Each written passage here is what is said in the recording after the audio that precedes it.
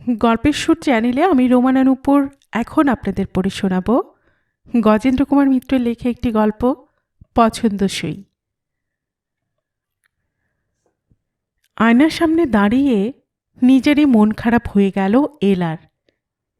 একেই তো সে ফর্সা নয় কোনো কালে, এমনকি উজ্জ্বল শ্যামবর্ণও বলা চলে না তাকে।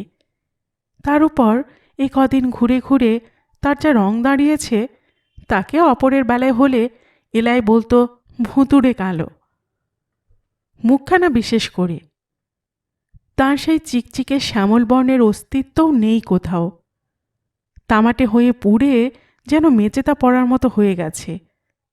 মাগো, কি বলবে সুনীল? এই ছিঁড়ির বউয়ের জন্য সে তার ভাই বোন আত্মীয় স্বজন সকলের সঙ্গে বিরোধ করেছে। মনে হয়ে নিশ্চয় লজ্জা পাবে সে। তারাও কি টিটকিরি কম করবে? অথচ এলাই বা কি করে? তারও যে এরকম না ঘুরে উপায় ছিল না। যার অদৃষ্ট খারাপ হয় তার বুঝি সব দিকেই এমনি ধারা হয়। কোন মেয়েকে নিজের বিয়ের বাজার নিজেকে করতে হয়? ছেলেরা অনেকে বাধ্য হয়ে করে, বিশেষত বাড়ির বড় ছেলে হলে তো কথাই নেই। কিন্তু মেয়ে মানে পাত্রীকে ঘুরে ঘুরে 59 64 সমস্ত রকম বাজার করতে হয়েছে। ইতিহাসে বোধহয় এই প্রথম। ছেলেরা করলেও এতটা তাদের করতে হয় না। অন্তত কিছু না কিছু বাজার করার লোক জুটেই যায়। আত্মীয় স্বজন না থাকলে বন্ধু বান্ধবরা এসে দাঁড়ায়, তারা খাটাখাটুনি করে। তার মতো নির্বান্ধব অবস্থায় কারো বিয়ে হচ্ছে এমন আর কখনো শোনেনি এলা, এতখানি বয়সেও। অথচ তার নেই কে? মা আছেন, বাবা আছেন, ভাই আছেন। ছোট ভাই ঠিকই, কিন্তু পিঠোপিঠি ভাই। তার বয়স যদি 26 হয়, তাহলে পলাশেরও 24 কম হবে না। এছাড়াও আছেন মামা, আছেন ভগ্নিপতি, যাকে বলে হাটের ফিরিঙ্গি রয়েছে তার। তবু সেই পুজোর ফুল বেলপাতা থেকে শুরু করে হোমের কাঠ ঘি পর্যন্ত তো তাকেই কিনতে হলো। বোধহয় সেগুলো গোছ করে সাজিয়েও দিতে হবে তাকেই। অথচ তার কি অপরাধ তা সে কিছুতেই বুঝতে পারছে না। এত অসহযোগ কেন ওদের? বরং তো সহানুভূতির চোখে দেখা উচিত। দোষ তো তার কিছু নয়, দোষ তো বাবা মারই 16 আনা। তাঁরা দেখে শুনেই ওর প্রথম বিয়ে দিয়েছিলেন। এলার বাবা বিনয়বাবু প্রথম বয়সে কিছুই করেননি। গান শেখবার ও শেখাবার নাম করেই যৌবনটা কাটিয়ে দিয়েছিলেন। যতদিন এলার ঠাকুরমার হাতে 2 পয়সা ছিল, আর কিছু করবার দরকারও হয়নি তেমন। গান শিখলে শেখাতে পারতেন, কিন্তু নিজেও শিখেছিলেন যেমন তেমন করে, শেখাতেনও ওই রকমই। ফলে 5-7 টাকার বেশি টিউশনি জুটত না কোনো কালেই। তাতে শুধু বিড়ির খরচটাই উঠত, নিজের জামা কাপড়ও হতো না। মায়ের হাতে টাকা থাকলেও খুব বেশি ছিল না। একসময় তা ফুরোলো। এইবার চোখে অন্ধকার দেখলেন বিনয়বাবু। কোনো ভালো চাকরি পাবার মতো যোগ্যতা তার ছিল না। বয়স বেশি হয়ে গেছে, লেখাপড়া জানেন না, অফিসের চাকরি কে দেবে? কারখানায় গিয়ে লোহা পেটাও আর সম্ভব নয়, আয়েশের দেহ।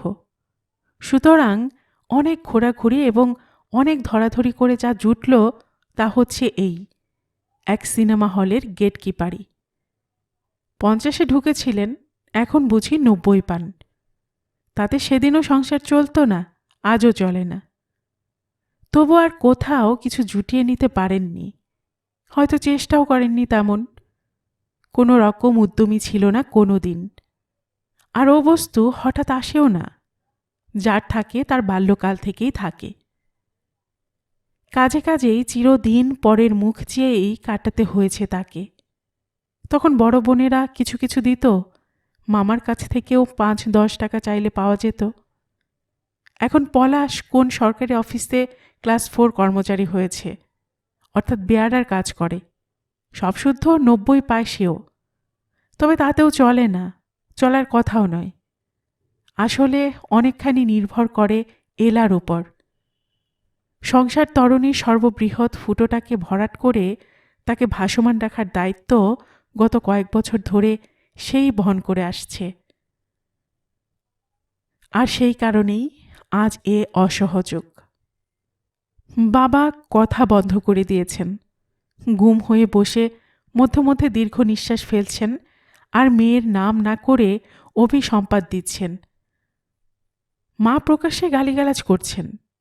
এর চেয়ে অসহ্য পলাশের মনের যে নগ্ন চেহারাটা তার কথাবার্তায় প্রকাশ পাচ্ছে, তাও এলার কল্পনার বাইরে ছিল এতদিন।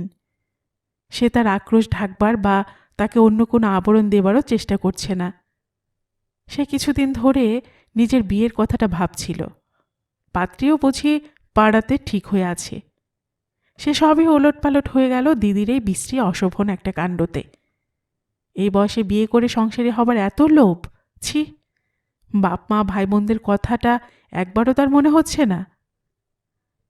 এলার বাবা বিনয়বাবু যে সিনেমাতে কাজ করেন, সেই হলেরই আরেকটি ছোকরা গেটকিপারের বন্ধু শান্তিপদ ওখানে আসা যাওয়া করত। বিনা পয়সায় সিনেমা দেখে যেত ফাঁক পেলে। ক্রমে তার সঙ্গে আলাপ হলো বিনয়বাবুর। শান্তির বন্ধু মিহিরের মুখে শুনলেন যে সে ইন্স্যুরেন্সের দালালি করে মোটা টাকা রোজগার করে। ছেলেটি দেখতে ভালো, কথাবার্তা মিষ্টি, ওদের পাল্টি ঘর।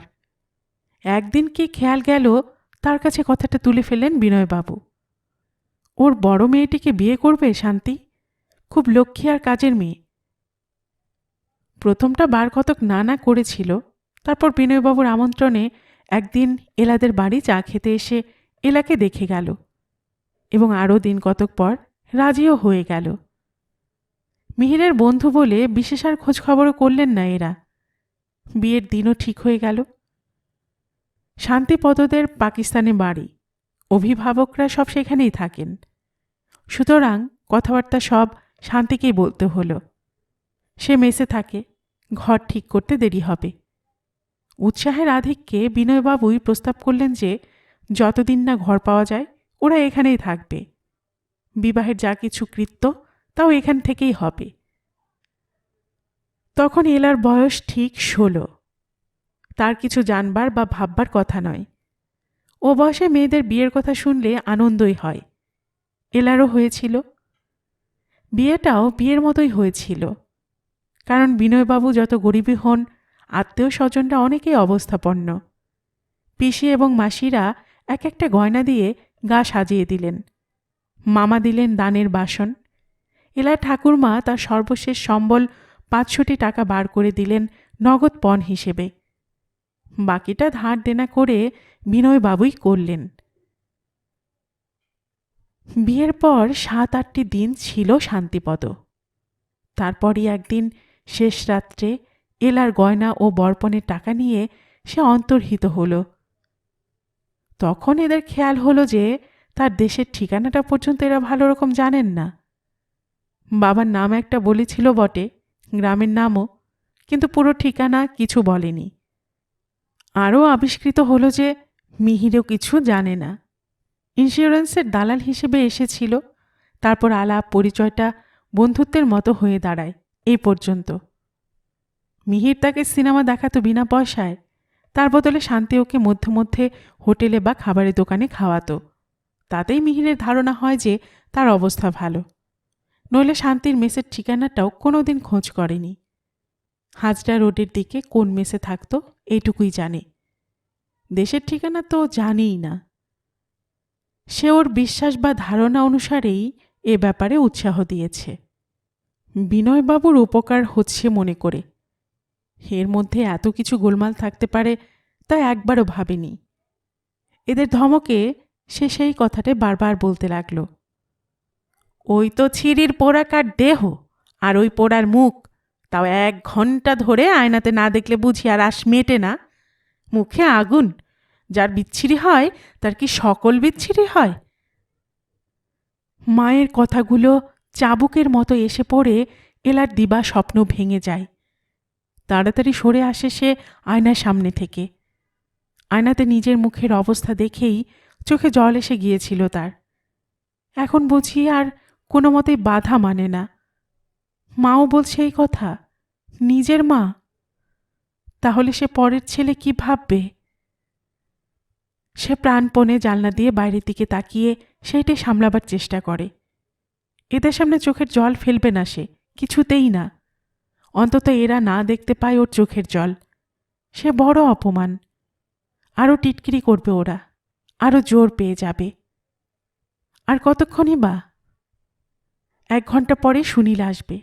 একসঙ্গে রেজিস্ট্রি অফিসে যাবে ওরা। সেখান থেকে কালীঘাট। কালীঘাট থেকে ফিরে ঘন্টা 4-5 থাকতে হবে যা। তারপর আবার সুনীল আসবে সন্ধেবেলায়। তখন ভট্টাচার্য মশাই নারায়ণ এনে হোম করে বিবাহের শাস্ত্রীয় অনুষ্ঠানটা সেরে দেবেন। 2-4 জনকে আসতে বলেছে সে, বন্ধু বান্ধব হিতাকাঙ্ক্ষী যারা আছে এ পাড়ায়। একটু খাওয়া দাওয়া, তারপরে সে চলে যাবে স্বামীর সঙ্গে চিরকালের মতো এ বাড়ি ছেড়ে। আর নয়, আর কোনো দিন স্বেচ্ছাসুখে এ বাড়ি সে আসবে না। মা কালী করুন যেন আসতে না হয়। এক যদি কোনো দিন শোনে ওর মায়ের খুব বাড়াবাড়ি অসুখ করেছে কি বাবার, তাহলেই আসবে। ফল কি কোনো ফুড নিয়ে এসে দেখে চলে যাবে, থাকবে না একদিনও। কানে গেল, ও ঘর থেকে বাবা বলছেন, হবে না কেন? যেমন তোমার শিক্ষা পেয়েছে তেমনি তো হবে। এ বংশে শিক্ষা পেলে অন্যরকম হতো।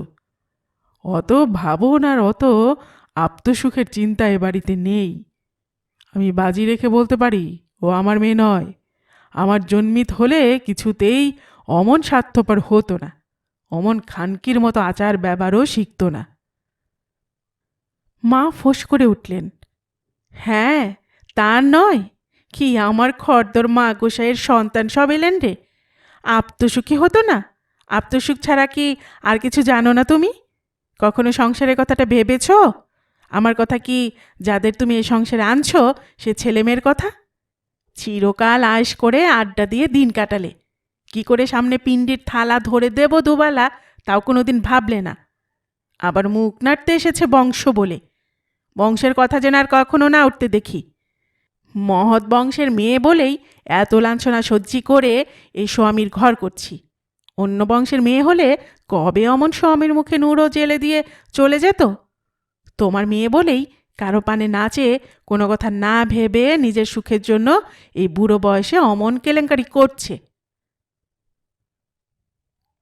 ধুন্দুমার ঝগড়া বেঁধে যাবারই কথা। এমন ঝগড়া তো কতবারই বাঁধতে দেখল সে এই ধরনের কথা উপলক্ষ করে। কিন্তু আজ বাঁধবে না আর, তাও সে জানে। কথার ধারা তার দিকে মোড় ঘুরেছে। এখনই দুজনে একমত হয়ে যাবেন। সমবেত কটূক্তিটা তার উপরই বর্ষিত হতে থাকবে। এমনিই হচ্ছে কদিন। বাবার মাতে অদ্ভুত মনের মিল হয়ে যাচ্ছে প্রচণ্ড বিরোধের মুখেও।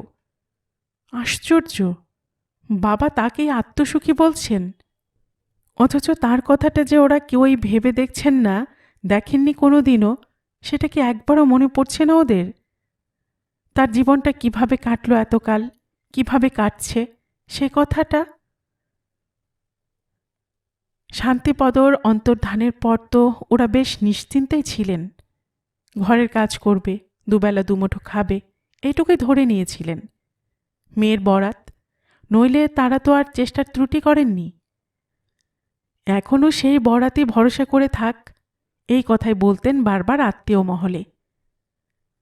ওর পক্ষে যে কোনোদিন কিছু উপার্জন করা সম্ভব তাই তো মাথাতে যায়নি কারো। সে তো তাই সম্ভব করেছে, সম্পূর্ণ নিজের চেষ্টায়। দুবেলা দুমুঠো ভাত, তাও তো জুটত না সে সময়। দিনের পর দিন ওর মাতে আর ওতে উপবাসে কাটিয়েছে। মা আত্মীয় মহল থেকে 2 টাকা 1 টাকা ধার বলে ভিক্ষে চেয়ে আনতেন। এ তো সে নিজের চোখে দেখেছে কতদিন। আর তার জন্য কত লাঞ্ছনা, কত ফৈজত সহ্য করতে হয়েছে তাকে।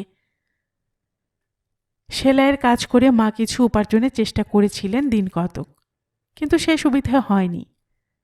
বাজারের থেকে কম মজুরি না নিলে তাকে কেউ কাজ দিত না, অথচ সেটুকু মজুরিও বেশিরভাগ আদায় হতো না। পুজোর সময় কঙ্কালসার চেহারা হয়ে যেত মায়ের দিন রাত কল চালিয়ে, অথচ তাতে ওই কটা দিনও সচ্ছলে কাটত না। এইসব দেখে সে একদিন মরিয়া হয়ে কাজের সন্ধানে বেরিয়েছিল। ক্লাস 4 পর্যন্ত পড়া মেয়ে, সেটুকু পড়ার ছাপও আর তখন মাথায় ছিল না তার। কে কাজ করতে পারে, কে কাজ দেবে ওই একেবারে মূর্খ মেয়েকে? সেদিন তার সে চেষ্টায় এরাও হেসেছিলেন। একে ওকে তাকে ধরতে ধরতে পাড়ার সুনিমাদির কাছে গিয়ে পড়েছিল একদিন। সুনিমাদি বড় একটা হাসপাতালের মেট্রন। তিনিও বাল বিধবা। তিনি ওর দুঃখটা বুঝেছিলেন সেদিন। তিনি ওকে ঠিক ঝি হিসেবে সেই হাসপাতালে ঢুকিয়ে নিজের সঙ্গে সঙ্গে রেখে নার্সের কাজ শিখিয়েছিলেন। সুনিমাদির সে স্নেহ, সে উপকার জীবনে ভুলবে না এলা। তিনি যথার্থ মায়ের কাজ করেছিলেন। সেদিনই কি এরা কম লাঞ্ছনা করেছিলেন ওর? সে নাকি এদের বংশের নাম ডুবিয়েছিল, এদের মুখে চুনকালি দিয়েছিল। এই বংশের মেয়ে হয়ে হাসপাতালে কাজ করতে যাওয়ার থেকে নাকি গলায় দড়ি দিয়ে মরাও ঢের ভালো। একথা শুধু বাপমাই বলেননি, পিসি, মাসি, মামা সবাই বলেছিলেন। কিন্তু সেদিনও কারো কথা শোনেনি এলা। ভাগ্যে শোনেনি। শুনলে গলায় দড়ি দিয়ে মরতে হতো শুধু তাকে নয়, এদেরও। তবে সে অন্য কারণে, অনাহারের জ্বালাতেই। সেই সময়ই এলা নাম নিয়েছিল সে, নইলে ওর বাড়ির নাম সন্ধ্যা। বংশের নাম ডোবানোর কথাটা সে গল্প করেছিল সুনিমাদির কাছে। সুনিমাদি হেসে বলেছিলেন, বেশ তো, নামটাই যদি ওদের কাছে এত বড় হয়, নিজেদের মেয়ের চাইতেও, সে নামটা ওদেরই থাক বরং, আর হাসপাতালের খাতায় অন্য নাম পদবি দিয়ে দিই। এলা নামটাও তারই দেওয়া। সে নামের মানেও জানে না সে। সুনিমাদি বলেছিলেন, খুব মডার্ন নাম দিয়ে দিলুম তোকে, রবীন্দ্রনাথের নায়িকার নাম। এই নামের জোরে দেখিস তোর কাজে উন্নতি হবে। তা হয়েছিল কি না এলা জানে না, তবে সুনিমাদির চেষ্টাতে অনেকটাই উন্নতি হয়েছিল, এটা ঠিক। খুব দ্রুতই হয়েছিল। প্রথম প্রথম তিনি ওকে কাজ জুগিয়েছেন। 7 টাকা 8 টাকা করে রোজ পেয়েছে সে। গরিবের সংসারে অভাবনীয় উপার্জন। কিন্তু তাতেই থামেননি সুনিমাদি। বড় বড় 2টো নার্সেস ইউনিয়নে ওকে ভিড়িয়ে দিয়েছেন। সেখানে মেম্বার করে নিতে পারেননি তারা, কিন্তু পাশ করা নার্সের সব সুবিধাই পেয়েছে বরাবর। সেই রেটই মিলেছে। শুধু শতকরা 25 টাকা কেটে নিয়েছেন তারা। একটা ইউনিয়নের সুপারিনটেন্ডেন্ট ভদ্রমহিলা অনিলাদি, তিনি ওই টাকাটা ব্যক্তিগতভাবে পাবেন এই বন্দোবস্ত করে নিয়ে গোপনে ওকে বহু কাজ জুগিয়েছেন। তাতে ওর কখনো কাজের অভাব হয়নি। দৈনিক 10-12 টাকা উপার্জন করেছে সে মাসের মধ্যে অন্তত 20-25 দিন। ইউনিয়নের মেম্বার, পাশ করা নার্সদেরও বহু দিন করে বসে থাকতে হয় মধ্যে মধ্যে কাজের অভাবে। কিন্তু এলাকে একাদিক্রমে কখনো 1 সপ্তাহের বেশি বসে থাকতে হয়েছে বলে মনে পড়ে না। তারপর এই কাজটা। সুনিমাদি মৃত্যুর আগে আরও এই একটি মহৎ উপকার করে গেছেন, তার সর্বশেষ স্নেহ উপহার। এক অ্যাংলো ইন্ডিয়ান বাড়িতে ওকে পাঠিয়েছিলেন অনিলাদি। সেখানে বড় অপ্রস্তুত পড়তে হয়েছিল, বড় অপমানিত হয়েছিল। তার ওর সার্টিফিকেট দেখতে চেয়েছিলেন, বলেছিলেন বাড়িতে গিয়ে কাগজপত্র নিয়ে আসতে। মুখ চুন করে ফিরে আসতে হয়েছিল ওকে সেখান থেকে। অবশ্য অনিলাদি অনেক ঝগড়া করেছিলেন তাদের সঙ্গে। বলেছিলেন যে তিনি যাকে পাঠিয়েছেন জেনে পাঠিয়েছেন, সমস্ত দায়িত্ব নিয়ে পাঠিয়েছেন। তাকে সন্দেহ করা মানে ইউনিয়নকেই সন্দেহ করা। কিন্তু তারাও সোজা সোজা জবাব দিয়েছিলেন, বলেছিলেন মানুষের জীবন মরণের প্রশ্ন যেখানে, সেখানে তারা কাউকেই খাতির করতে প্রস্তুত নন। আরও বলেছিলেন ইউনিয়নেরই এগুলো লক্ষ্য করা উচিত, উচিত কাগজপত্র সঙ্গী দিয়ে পাঠানো, যাতে কোথাও কোনো প্রশ্ন না উঠতে পারে। টাকা তো তারা কিছু কম দিচ্ছেন না। পাশ করা নার্সের ফি যখন দিচ্ছেন, তখন সে নার্স পাশ করা কিনা তা যাচাই করে নেবার অধিকার তাদের নিশ্চয়ই আছে। অগত্যা অনিলাদিকে সেই পার্টি ছেড়ে দিতে হয়েছিল রাগের ভান করে, কারণ তারপর অপরকে পাঠালে এই ব্যাপারটা জানাজানি হয়ে যেত। অনিলাদি যে ইউনিয়নকে ফাঁকি দিয়ে কমিশন খান তাও ধরা পড়ত। এই কথাটাই একদিন সুনিমাদির কাছে গল্প করেছিল সে। ম্লান হেসে মুখ নিচু করে তাকে জানিয়েছিল ঘটনাটার আনুপূর্বিক ইতিহাস। শুনতে শুনতে চোখ ছলছল করে এসেছিল তার। সুনিমাদি তাকে যথার্থই ভালোবাসতেন। পৃথিবীতে একমাত্র তার কাছে বোধহয় নিঃস্বার্থ ভালোবাসা পেয়েছিল এলা। আজ যদি সুনিমাদি বেঁচে থাকতেন তাহলে কি আর ভাবনা ছিল? বোধহয় নিজের বাড়িতে সব জোগাড়যন্ত্র করে ঘটা করে বিয়ের ব্যবস্থা করতেন এলার। এলারে অদৃষ্ট, নইলে এই মোটে 46 বছর বয়সেই বা তার অমন স্ট্রোক হবে কেন? তাও তো কত বুড়ো বুড়ো লোক 2-3টে স্ট্রোকও কাটিয়ে উঠছে। সুনিমাদি বা প্রথম স্ট্রোকে 24 ঘন্টার মধ্যে মারা যাবেন কেন? যাই হোক, তবু ভাগ্যে যাবার আগে মাত্র দিন 10-12 আগে তা ওর এই চাকরিটি করে দিয়ে গিয়েছিলেন। উত্তরবঙ্গের এক উদ্বাস্তু রাজার বাড়িতে কাজ। রাজা 90 বছরের বুড়িমার সঙ্গে সঙ্গে থাকা, এই মাত্র। সে বুড়ি এখনো বেশ শক্ত সমর্থ। নিজেই তিনি বাথরুমে যান, স্নান করেন, পুজো করেন, এখনো বিনা চশমায় খবরের কাগজ পড়েন। শুধু কবে কোন মান্ধাতার আমলে একদিন তার বুকের কাছটায় ব্যথা করেছিল, সেই থেকে এই ব্যবস্থা হয়েছে। সম্ভবত বুড়ির নিজেরই টাকা এটা, এ ব্যবস্থা তারই। শুধু ছেলে একদিন এসে কথাবার্তা কয়ে কাজটা বুঝিয়ে দিয়েছিলেন। দিনেও রাত্রে পালা করে একজন থাকবে তার কাছে। সেবার দরকার হলে করবে, নইলে করবে না। 15 দিন নাইট ও 15 দিন ডে, নিজেরা সুবিধে মতো পালা ঠিক করে নেবে এরা। এখানেই খাওয়া, দিনে বা রাত্রে যে যখন থাকবে। চা জল খাবার সব 250 টাকা মাইনে। হাত বাড়িয়ে স্বর্গই পেয়েছিলেন সেদিন এলা। কাজ কিছুই নয়। দিনে তবু বুড়ির সঙ্গে গল্প করতে হয়, রাত্রে পাশের ক্যাম্প খাটে শুয়ে ঘুমোনো। বুড়ি রাত 4টে উঠে স্নান করে পুজোয় বসেন। ওদের ডাকেনও না কোনো দিন, অনেক সময় টেরও পায় না ওরা। বলতে গেলে বিনা পরিশ্রমে একটা বড় অফিসারের মাইনে পাচ্ছে। বোধ করি সেইটাই কাল হয়েছে, কারণ এই উপার্জনের বেশিরভাগই সংসারে ঢেলেছে সে বোকার মতো। বাবা এখন দেশি কাপড় আর আদ্যির পাঞ্জাবি ছাড়া পরেন না। মাকে সেই জোর করে ধনেখালি শাড়ি পরানো অভ্যেস করিয়েছে। পলাশ অফিসে পরে যেতে পারে না লজ্জায়, কিন্তু পাড়াতে যখনই বেরোয় সে করের প্যান্ট আর টেরিলিনের শার্ট পরে। মেজবোন রেখার বিয়ের সমস্ত টাকা সেই দিয়েছে, মা সারা বছরের তত্ত্ব পর্যন্ত।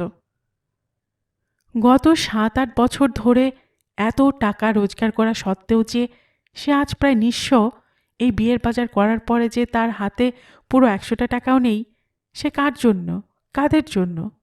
এই বিপুল অর্থের সবটাই তো সে খরচ করেছে বাপ মা ভাই বোনদের সুখে রাখবার জন্য।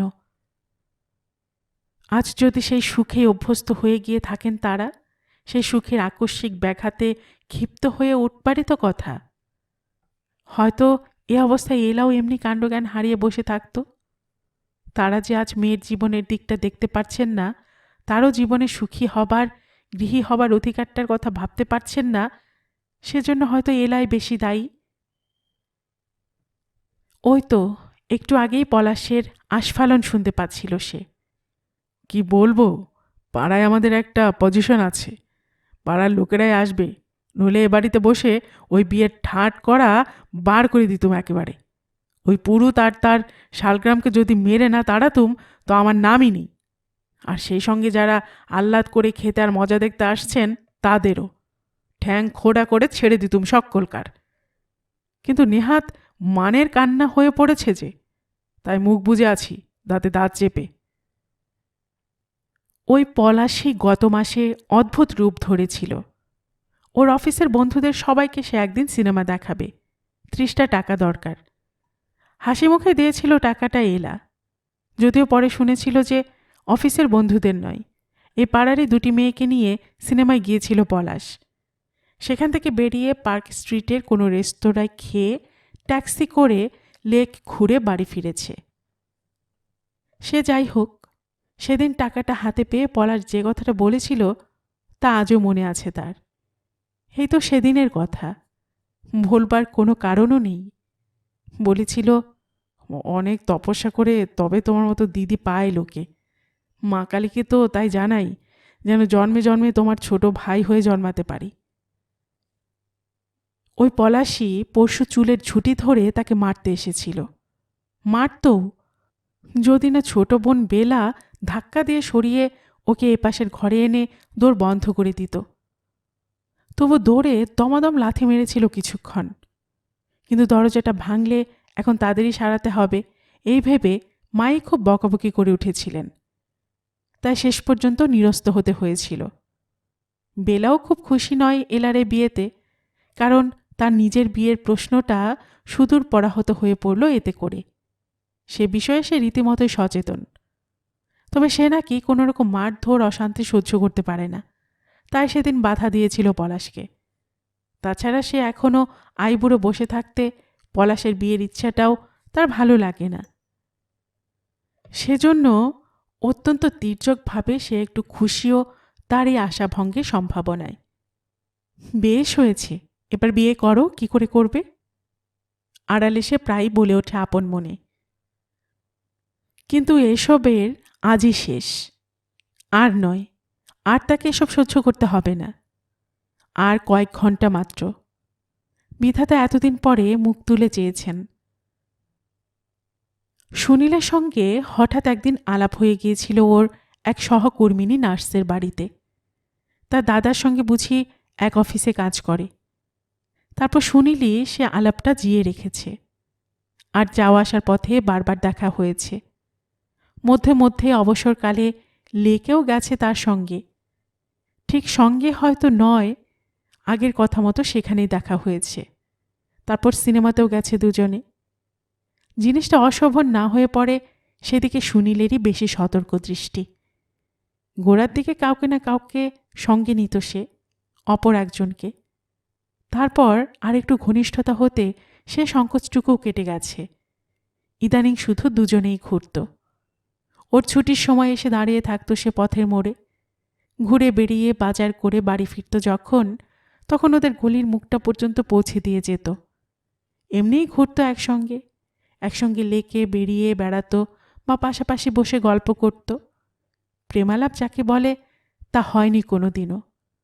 কোনো দিন কোনো অশোভন বা অসঙ্গত আচরণ করেনি সুনীল। বরাবরই একটা ভদ্র ব্যবধান বজায় রেখে গেছে। এমনকি সিনেমা হলের অন্ধকার অন্তরঙ্গতাতেও অন্যায় কোনো সুযোগ নেবার চেষ্টা করেনি। শুধু পরস্পরের সাহচর্যেই তারা খুশি ছিল। পরস্পরের সঙ্গ ভালো লাগতো তাদের, এই মাত্র। তারপর একদিন সুনীলই প্রস্তাব করল। সে প্রস্তাব প্রত্যাখ্যানের কোনো কারণ খুঁজে পায়নি সেদিন এলা। কেনই বা করবে?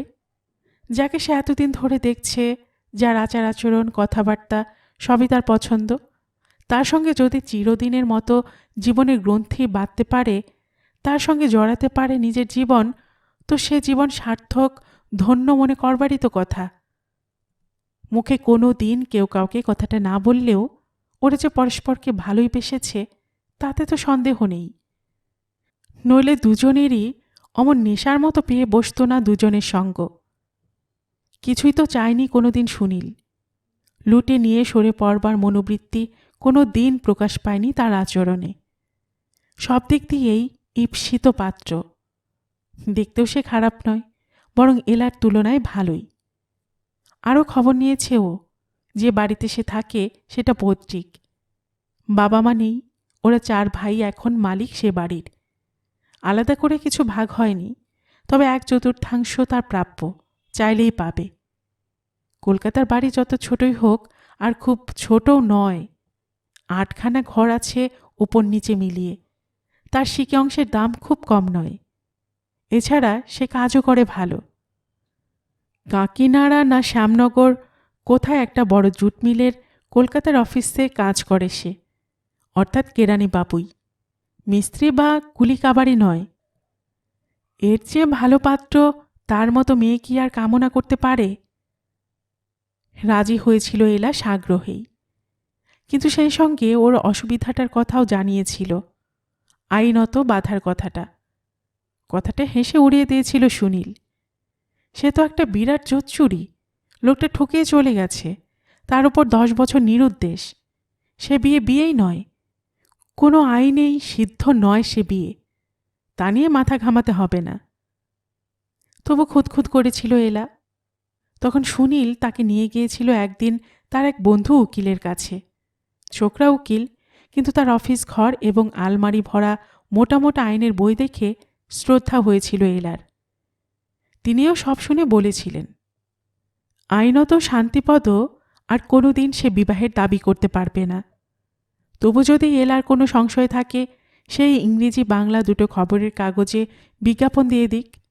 সে বিজ্ঞাপন তিনিই লিখে দেবেন, কাগজে ছাপার ব্যবস্থাও তিনিই করবেন। কিছু একটা করা হচ্ছে এই বোধটা আসাতে নিশ্চিন্ত হয়েছিল এলা। টাকাটা গুনে দিয়ে এসেছিল সেই। সুনীলে দিতে চেয়েছিল, কিন্তু এলা দিতে দেয়নি। বলেছিল, এখন থেকে আমার বোঝা আর তোমাকে টানতে হবে না, আর এ তো আমার বাবা মার কৃতকর্মের ফল। এ বোঝা তুমি টানবে বা কেন? তোমার কিসের দায়? সুনীল হেসেছিল শুধু একটু, স্নিগ্ধ মধুর হাসি, বাধা দেয়নি আর। সে হাসিতে যে কি আশ্বাস আর কি ভালোবাসা, তা এলা কাউকে বোঝাতে পারবে না। এর জন্যই বুঝি তার অন্তরাত্মা পিপাসার্ত হয়েছিল এতকাল। মনের একটা প্রধান অংশ মরুভূমির মতো খাঁ খাঁ করছিল এমনি একটি আশ্বাসের অভাবে।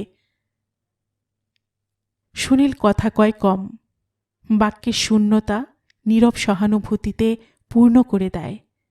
সে না বলা কথা দেহের কানে না হোক, মনের কানে শুনতে পায় এলা। আরও ভালো লেগেছে সুনীলকে এই জন্য যে ভালোবাসা কখনো জাহির করতে চায়নি সে।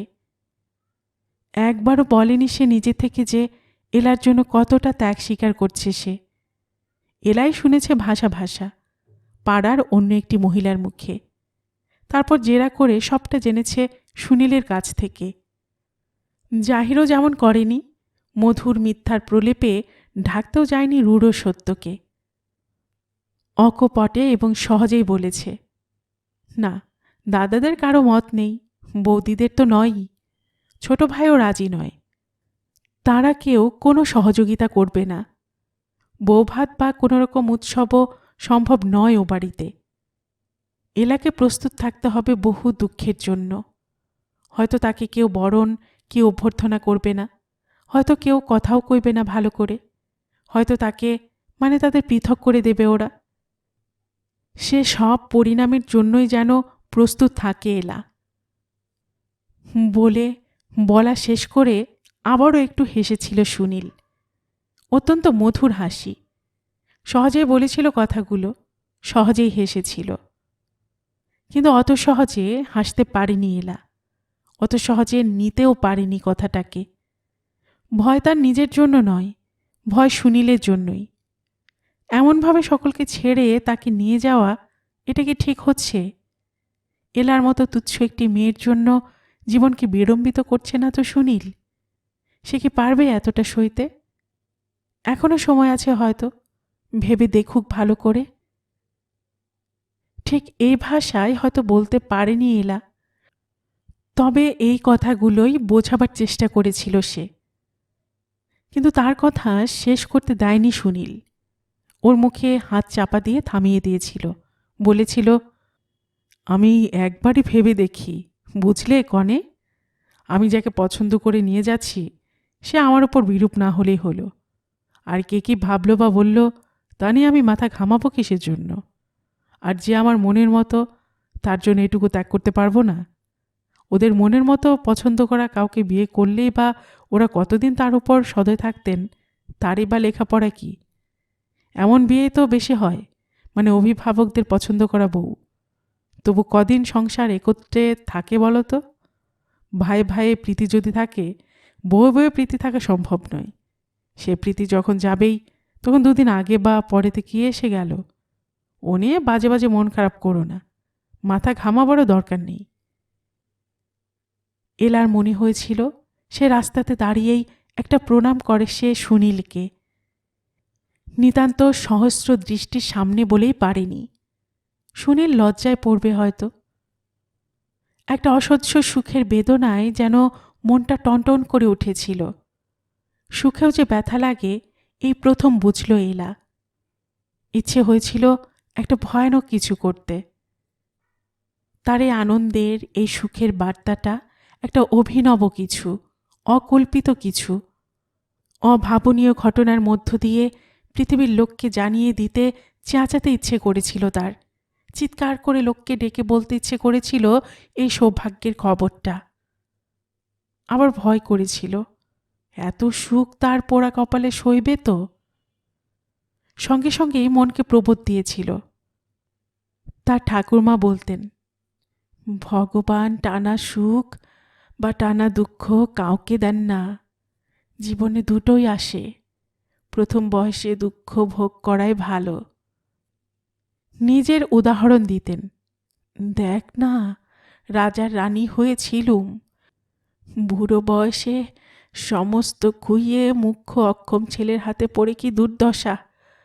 তুই এই বয়সে দুঃখ পাচ্ছিস, ভালোই রে, ভোগান্তিটা বয়সের জোর থাকতে থাকতে কেটে যাচ্ছে, পরে তোর ভালো হবে দেখিস। ঠাকুরমার কথাটাই ফলল। এতকালের এত দুঃখের পর নিশ্চয়ই ভগবান মুখ তুলে চেয়েছেন।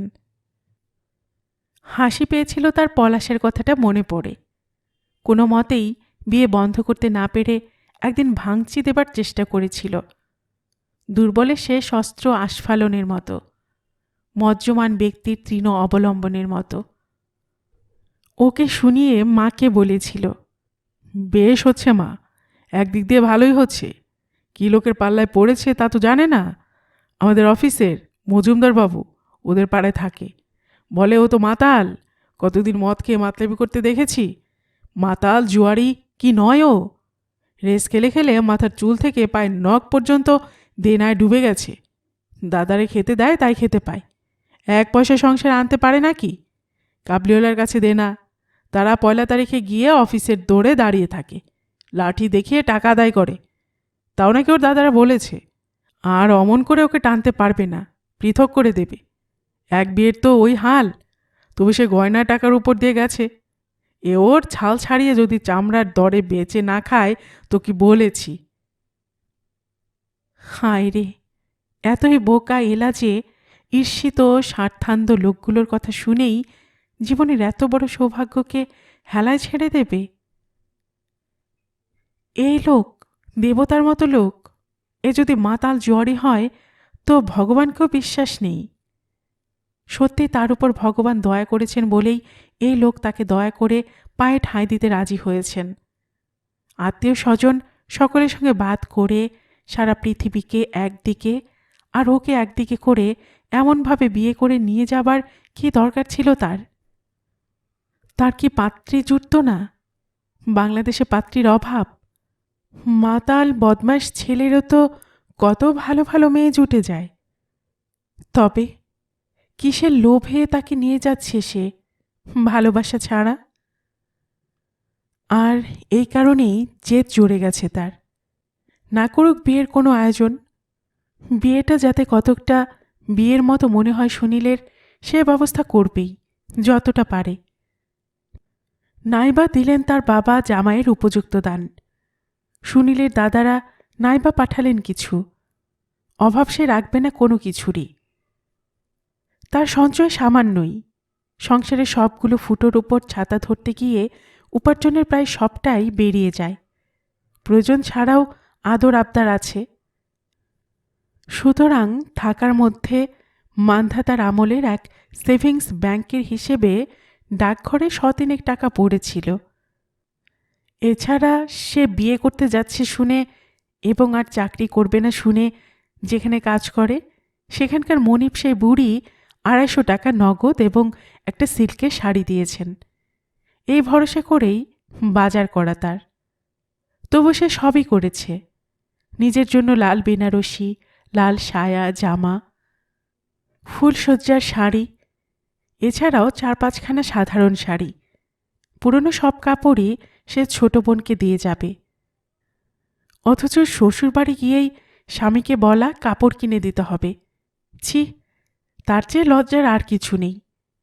কাপড় জামা সায়া সবই 4-5 প্রস্থ, জুতো তো আছেই, এছাড়া টয়লেট, নিজের এবং সুনীলের। তার জন্য সে দেশি ধুতি, গরদের জামা, গেঞ্জি, তোয়ালে, মোজা, জুতো, আয়না, চিরুনি, তেল, সাবান, এসেন্স, রুমাল সব খুঁটিয়ে কিনেছে। বিয়েতে বসবার জন্যে গরদও কিনেছে একখানা। তবে সে আসল গরদ নয়, সস্তা কাশি সিল্কের জোড়, 17 টাকা দাম। কি দরকারি বা বেশি দামি গরদের? ওই একবার তো পরা। আজকালকার ছেলেরা কে আর অত গরদ পরে পুজো করছে। একটা ট্রাঙ্ক কিনেছে সে, একটা সুটকেস। ট্রাঙ্কে নিজের সব নতুন জিনিস এবং সুটকেসে বরের, পরিপাটি করে সাজিয়েছে। আজ তার যথার্থ আফসোস হচ্ছে এতদিন টাকা জমায়নি বলে। আর কিছুও যদি হাতে থাকতো তো একটা ঘড়ি আর এক সেট বোতাম দিত সে সুনীলকে। তাহলে আর কেউ কিছু বলতে পারত না। ওর দাদাদের থোতামুখ মোহতা হয়ে যেত। কিন্তু উপায় নেই, ওই কটা টাকা তো মোটে পুঁজি।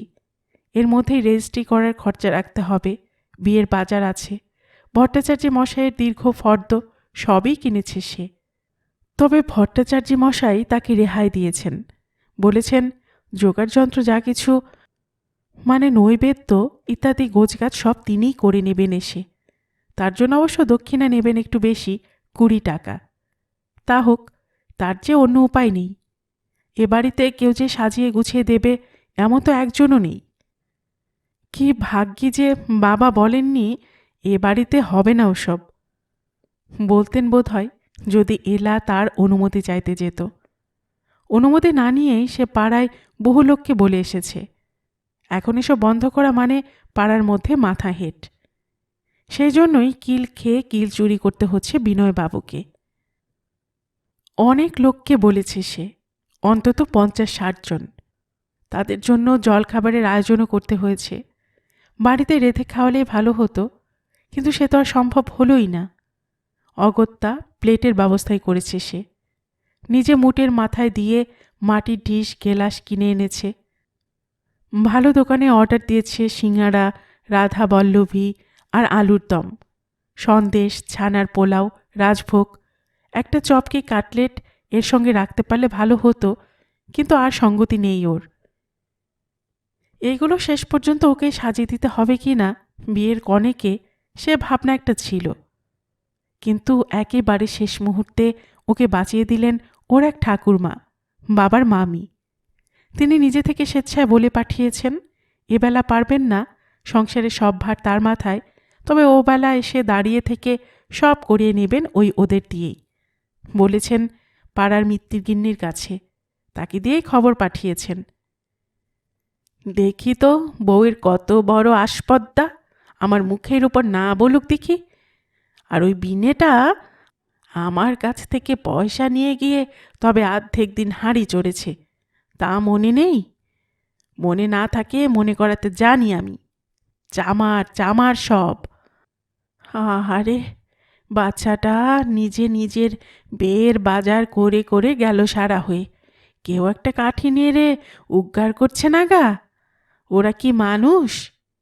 মেয়েটাও যে তেমনি বোকা, যথাসব্যস্য এনে সংসারে ঢেলে ওদের লোভ বাড়িয়ে দিয়েছে যে। তোর 10 আঙ্গুলে ঘাঁটা গুমুদ ঘাঁটা পয়সা তুই জমা, তা নয়, বাপ ভাইকে লবাবি করাচ্ছেন। তেমনি হয়েছে এখন। মোদ্দা তুমি বলে এসো বৌমা, কোনো ভয় নেই, সন্ধেবেলা যাতে মান ইজ্জত বাঁচে সে ভার আমার। তা শুনে আবার ওর মা মন্তব্য করেছেন, হ্যাঁ তাই হোক, পাড়া থেকে আপনার লোক ধরে এনে কাজ করাক। বলে মা না বিয়েলো, বিয়েলো মাসি, ঝাল খেয়ে মোলো পাড়া প্রতিবেশী। হোক না, কে কত করে দেখি না। তা যা হোক, শেষ মুহূর্তে কি ভাগ্যি মান বাঁচিয়ে দিলেন ওর এক ছোট কাকি। নিজের নয়, বাপের খুড়তুতো ভাইয়ের স্ত্রী, পাশের বাড়িতে থাকেন। এদের সঙ্গে আগে মানে অভাবের সময় বিশেষ সদ্ভাব ছিল না, ইদানিং বছর 3-4 আবার আসা যাওয়া হয়েছে। সুনীলের সঙ্গে যখন সে একাই রেজিস্ট্রি অফিসে যাচ্ছে তখন নিজে থেকে প্রশ্ন করলেন, ও কি রে, তোর সঙ্গে কেউ যাচ্ছে না? ম্লান নত মুখে জবাব দিয়েছিল এলা, কে আর যাবে কাকিমা? জানিনি তো। তিনি বলেছিলেন, 1 মিনিট দাঁড়া তোরা, আমি যাচ্ছি। ঠিক 2-3 মিনিটের মধ্যেই কাপড়টা পাল্টে একটা চাদর জড়িয়ে বেরিয়ে এসেছিলেন তিনি। কে জানে কেন সুনীলের এটা তত পছন্দ হয়নি। সে মুখটা ঈষৎ একটু বিকৃত করেছিল, বলেছিল, কি দরকারই বা, আমাদের যখন আপনার কেউ নেই, এই পৃথিবীতে দুজনকে শুধু দুজনের অবলম্বন হয়ে দাঁড়াতে হবে, তখন জোর করে পরকে ধরে আত্মীয় দাঁড় করানোর মানে হয় না। এ যেন নিজেকে নিজে ঠকানো, মনকে আঁখি ঠাড়া। কিন্তু এলার খুব ভালো লেগেছিল। তবু তো আপনার জন, মিথ্যে পাতানো পাড়া সম্পর্কও নয়, একটু রক্তের সম্পর্ক আছে। ছিটেফোঁটা হলেও বাপের বংশের রক্ত, স্বগোত্র। কাকিমাই সাক্ষী হিসেবে সই করলেন। সঙ্গে করে নিয়ে গিয়ে কালীঘাটে পুজো দিলেন। একটা দোকানে নিয়ে গিয়ে ওদের চা মিষ্টি খাওয়ালেন নিজের খরচেই। সন্ধেবেলা সেই ঠাকুরমার সঙ্গে তিনিও এসে দাঁড়ালেন। বাবা বাড়িতে ছিলেন না, যথারীতি কাজে গিয়েছিলেন। কিন্তু এরা এসে দাঁড়াতে মা আর অসহযোগিতা করতে সাহস করলেন না। বোধহয় চক্ষু লজ্জাই হলো একটু, অথবা এদের বাক্যের ভয়, কিংবা প্রথম সন্তানের জন্য মন কেমনই করল শেষ পর্যন্ত, কে জানে। সম্প্রদানের সময় তিনি সম্প্রদান করলেন, লোককে খাওয়ানো চা খাওয়ানোর ব্যবস্থাও করলেন। তারপর রেখা আসেনি, তার নাকি শ্বশুর বাড়িতে এমনিই মুখ দেখানো ভার হয়েছে এই বিয়েতে। তবে বেলা খুব ছোটাছুটি করল। পলাশ যতটা সম্ভব বাইরে কাটিয়ে এসেছিল, কিন্তু এলা বুদ্ধি করে তার সেই মনের মতোটিকে নেমন্তন্ন করায় খানিকটা পরে সেও এসে জুটল। ওরই মধ্যে হালকা পরিবেশে, এমনকি ঈষৎ একটু হাসি ঠাট্টার মধ্যেই সন্ধ্যার পর্ব চুকল। রাত এমন কিছু বেশি হয়নি। যখন ওদের ট্যাক্সি এসে সুনীলদের বাড়ির সামনে দাঁড়ালো, তখন পুরো 10:30টাও বাজেনি হয়তো। আশপাশের বাড়িতে রেডিও বাজছে তখনও, অধিকাংশ জানলাতেই আলো। কিন্তু এ বাড়িতে অন্ধকার থমথম করছে তখনই। মনে হলো এ বাড়ির সকলেই শুয়ে পড়েছে অনেকক্ষণ, তাদের এটা দুপুর রাত। রাস্তার আলোতেই এলা লক্ষ্য করল সুনীলের সদা প্রশান্ত মুখেও বিরক্তির ছায়া। হয়তো ঠিক এতটা আশঙ্কা করেনি সে, এতখানি উপেক্ষা বা অপমানের জন্য প্রস্তুত ছিল না সেও। অনেক ডাকাডাকি ও বিস্তর করা নাড়ানাড়ির পর ওদের নিচের তলায় যে বৃদ্ধা ভাড়াটেটি থাকেন, তিনি এসে দৌড় খুলে দিলেন। কোথায় কোন মেয়ে স্কুলে মাস্টারি করেন তিনি, নিচের ক্লাসে পড়ান, মাইনে কম, সুতরাং সকাল বিকেল টিউশনেই করতে হয়। একবেলা কুকারে খান, রাত 9টা নাগাদ বাড়ি ফিরে একটু দুধ গরম করে খেয়ে শুয়ে পড়েন। বাতের শরীর, উঠতে বেরোতে কষ্ট হয় তার। ঘুম ভাঙলেও এতক্ষণ ওঠেননি, তাই উপরতলার লোকদেরও ঘুম ভাঙবে এই ভরসাতে ছিলেন।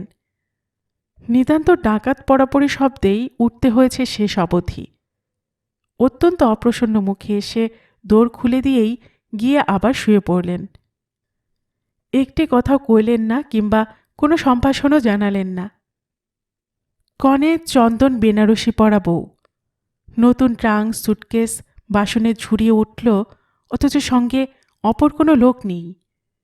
সেই ট্যাক্সি ড্রাইভার গোড়া থেকেই সন্দিগ্ধ দৃষ্টিতে তাকাচ্ছিল। এখন সে রীতিমতো অস্থির হয়ে উঠল। ব্যাপারটা ভালো নয় নিশ্চয়ই, হয়তো শেষ পর্যন্ত একটা হাঙ্গামাতেই পড়তে হবে। ভাড়া চুকিয়ে তাকে বিদায় করবার জন্য সেও চেঁচামেচি জুড়ে দিল। অগত্যা রাস্তার উপরে মালগুলো নামিয়ে নিয়ে তাকে বিদায় করতে হলো। এলায় ব্যাগ খুলে ভাড়া চুকিয়ে দিল। সুনীল একটু হেসে বলল, আছে নাকি তোমার কাছে? আমি পাট ভাঙা জামা গায়ে দিয়ে বেরিয়েছি, ব্যাগ টানতে ভুলে গেছি। হ্যাঁ হ্যাঁ, আছে বই কি। কৃতার্থই হয়ে গেল এলা এটুকু কাজে লাগতে পেরে। প্রাপ্য ভাড়ার ওপরেও একটা আধুলি বেশি দিয়ে দিল সে। তারপর দুজনে ধরাধরি করে মালপত্র ভেতরে আনতে হলো নিজেদেরই। চাকর একটা আছে বুড়ো মতো, সে নাকি আবার রাতকানা, একটু কালাও। তাছাড়া সে থাকে ওপরে চিলে কোঠায়, তাকে ডেকে তোলায় এক হাঙ্গামা, অথচ সে কাজেও লাগবে না তেমন। নিজেদেরই অগত্যা একটা একটা করে মাল তেতলায় সুনীলের ঘরে তুলতে হলো। সংকীর্ণ সিঁড়ি, ভারী মাল নিয়ে তোলার অসুবিধা। এলার খুবই বিশ্রী লাগছিল। আরও খারাপ লাগছিল এই জন্য যে সে নিজেকে যেন সুনীলের কাছে অপরাধী বোধ করছিল। ওর জন্যই তার এই নিরানন্দ বিবাহ, এই বরণহীন, অভ্যর্থনাহীন, আত্মীয় স্বজনের কোলাহলহীন নবজীবনের সূচনা। কিন্তু সুনীল ততক্ষণে তার চির অভ্যস্ত প্রশান্তি ফিরে পেয়েছে। সে বরং যেন মজাই পাচ্ছিল এইভাবে সংসার যাত্রা শুরু হওয়ায়। ট্রাঙ্কটা নিয়ে উপরে উঠতে উঠতে হেসে বলল, কেমন জব্দ, ভার বইবার খুব শখ তোমার না? ভার বইয়ে ছেড়ে দিলুম গোড়াতেই। সুনীলের ঘর, তাদের শয্যা। কিন্তু যেমন এলোমেলো তার আসবাবপত্র, তেমনি ময়লা বিছানাটা। আশ্চর্য, একটু ফর্সা চাদরও পেতে রাখেনি কেউ। মনটা যেন দমে গেল এলার। পরক্ষণে মনে হলো, কে বা পাতবে? তার বাড়ির মতো এখানেও তো অসহযোগ। সুনীল পুরুষ মানুষ, তার পক্ষে নিজের ফুলশয্যার বিছানা গুছিয়ে পেতে রাখা কি সম্ভব?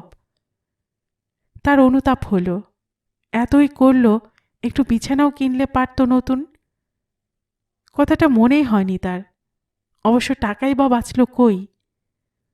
একটু ইতস্তত করে বলল, তোমার চাদর ও আর কোথায় থাকে? দাও দেখি, এটা একটু পাল্টে ফেলি। সুনীল যেন অবাক হয়ে জবাব দিল, আবার কোথায় থাকবে? যা থাকে ওই বিছানাতেই। রবিবারে রবিবারে সাবান কাচা হয়। তা এ রবিবারে কে জানে কেন কাচেনি দেখছি। অত খেয়ালও ছিল না আমার। তুমি এত কিনেছ, একটা বেড কভার কিনোনি নতুন? অপ্রতিভভাবে এলা বলে, না, অতটা খেয়াল হয়নি গো। সে সেই বিছানায় যতদূর সম্ভব টেনে টুনে ঝেড়ে ভদ্রলোকের মতো করার চেষ্টা করতে লাগল। কিন্তু বালিশ তো মোটে একটাই। তাকে কি তাহলে 5 বালিশ মাথায় দিতে হবে নাকি? না, সুনীলের সাংসারিক জ্ঞান নেই আদৌ। এটা তো ভাবা উচিত ছিল তারই। তার ঘরের অবস্থা এলা কি করে জানবে? সে ভেবেছিল উল্টে সুনীল একটু ফুলমালার জোগাড় করে রাখবে। আজ তাদের বাসরসজ্জাও বটে, ফুলসজ্জাও বটে। তার কথাটা মনে হয়েছিল, কিন্তু সে একেবারে শেষ মুহূর্তে। তখন আবার নিজের ফুলসজ্জার মালা আনতে যাওয়া, সে কি সম্ভব? তাছাড়া সুনীল যে এটুকু করবে না, তা সে ভাবেনি। কোথায় একটা যেন সূক্ষ্ম অভিমান বোধ হতে লাগলো তার। প্রচণ্ড একটা হাই তুলে সুনীল বলল, নাও, এবার কাপড় চোপড় ছেড়ে শুয়ে পড়ো। মিছিমিছি রাত করে লাভ নেই। কাল হয়তো তোমাকেই হাঁড়ি হেসেল ধরতে হবে সকালে। এদের মতলব কি এখনো তো বুঝছি না। সে ধুতি ছেড়ে তার ময়লা লুঙ্গিটায় পরতে যাচ্ছিল। এলা বলল, ও মা, ওই লুঙ্গি পরবে কি? তোমার জন্য নতুন ধুতি এনেছি যে।